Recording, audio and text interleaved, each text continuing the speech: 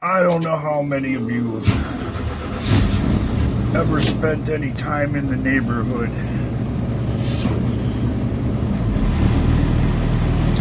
We'll give you a little quiz. What's the quickest way to spot a junkie? Someone who spends way too much time denying they're a junkie. What's the quickest way to spot somebody who really doesn't have religious conviction?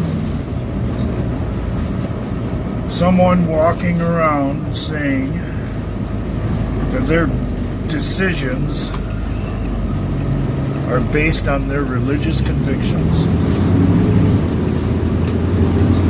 It's a convenient cover, and really nothing more.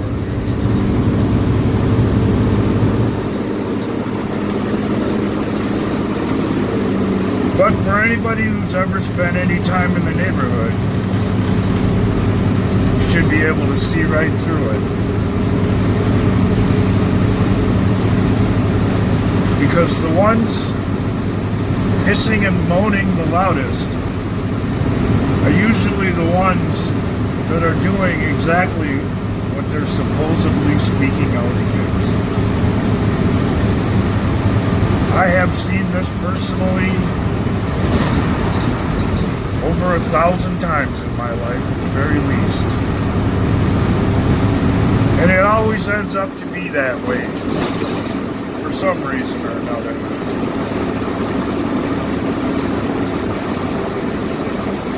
I remember one time years ago, I was working a particularly hard job for not enough pay. And the guy who I was doing it for knew he was way behind on the deal. So he'd invite me to breakfast in the morning and give his little speech about life and how he was such a good businessman and his religious convictions and that he is a deacon in the church, so forth and so on. And I took his words with a grain of salt because I had already spent my time in the neighborhood. And I learned the lesson that we should all learn sooner or later. People can say whatever the fuck they want. It's how they react when the pressure's on. It's how they come through when the deal is done that determines what kind of a person they really are.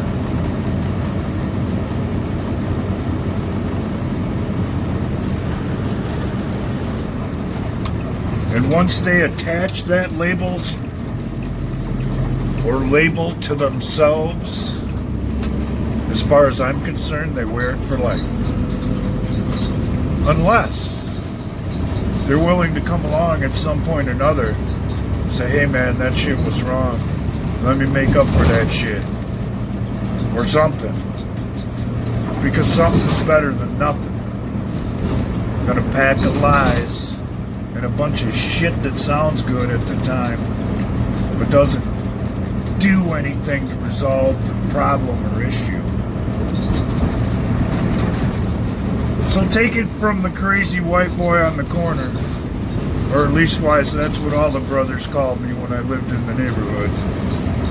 Because I'd come out 3-on-1, 6-on-1, I didn't give a shit. Because when somebody's going to try to blow smoke up my ass, if I didn't call them on it, I didn't get paid. If I wasn't willing to stand up for my position, they'd just come back and do it again. And that's why the winos that used to live across the street, who witnessed me do that on several occasions, came over one day and they made me an honorary racial slur because of it. Because as they explained it, I was doing what I had to do to fend for myself and my own without letting anybody get over on my ass. Because when you live in the neighborhood, you gain a reputation as a chump who won't stand up for yourself. And word gets around, people are going to come around and treat you the same damn way on a regular basis because you weren't willing to stand up for yourself. That's how I know Nancy Pelosi's full of shit. That's how I know Mitt Romney is making excuses.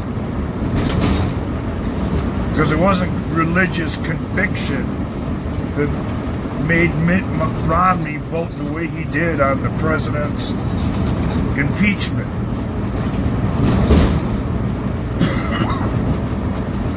If he was voting his conscience, he wouldn't have voted the way that he did.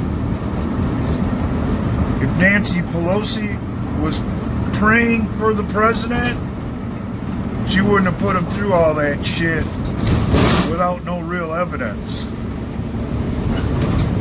Going against her word, saying that impeachment had to be a bipartisan process because it was so divisive and would divide the country.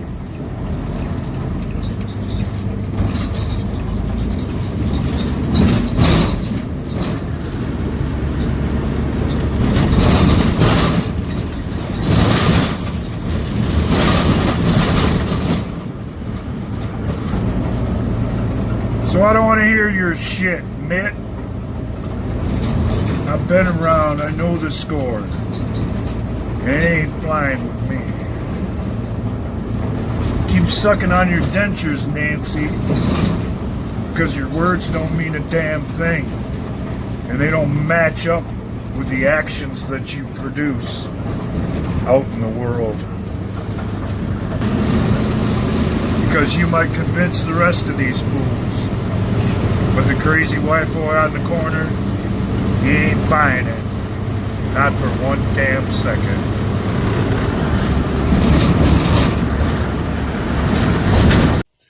And here's a little bit of personal advice, boys and girls. Be careful who you mess with, especially if you don't know their history. Because it might turn out they're a little bit more well-traveled than you might think.